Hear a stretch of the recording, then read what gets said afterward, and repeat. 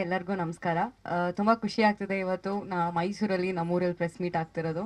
10 ದಿನದಿಂದ sir ಹೇಳ್ತಿದ್ದಂಗೆ shoot ಮಾಡ್ತಾ ಇದ್ದೀವಿ ಆ್ಯಂಡ್ ತುಂಬ ಬೇಗ ಕ್ವಿಕ್ಕಾಗಿ ಕೆಲಸ ನಡೀತಾ ಇದೆ. ಆ್ಯಂಡ್ ಚಂದ್ರು ಸರ್ ಪ್ರೊಡಕ್ಷನ್ ಅಂತಂದರೆ ಮಾತಾಡೋಂಗೆ ಇಲ್ಲ.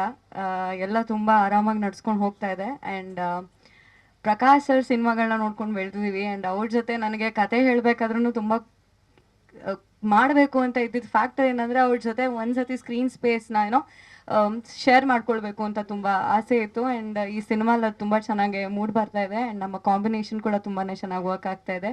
ಕೃಷ್ಣ ಅವರೊಟ್ಟಿಗೆ ನಾನು 2ನೇ ಸಿನಿಮಾ ಲವ್ ಮಾಕ್ಟೇಲ್ ಆದಮೇಲೆ, ಸೊ ಆ ಕಾಂಬಿನೇಷನ್ ಕೂಡ ತುಂಬಾ ಚೆನ್ನಾಗಿ ಬರ್ತಾ ಇದೆ.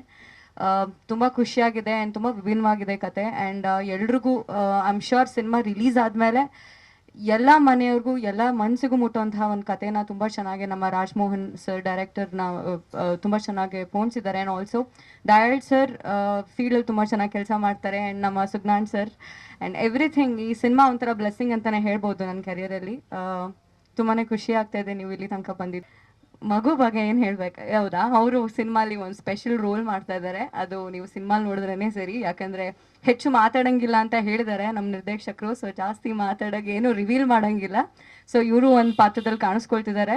ಇವ್ರ ಹೆಸರು ಅಯಾನ್ ಶೆಟ್ಟಿ ಅಂತ. ಡೆಫಿನೆಟ್ಲಿ ನಿಮ್ಗೆ ಸಿನಿಮಾ ನೋಡಾದ್ಮೇಲೆ ಎಲ್ಲದಕ್ಕೂ ಆನ್ಸರ್ ಸಿಗುತ್ತೆ.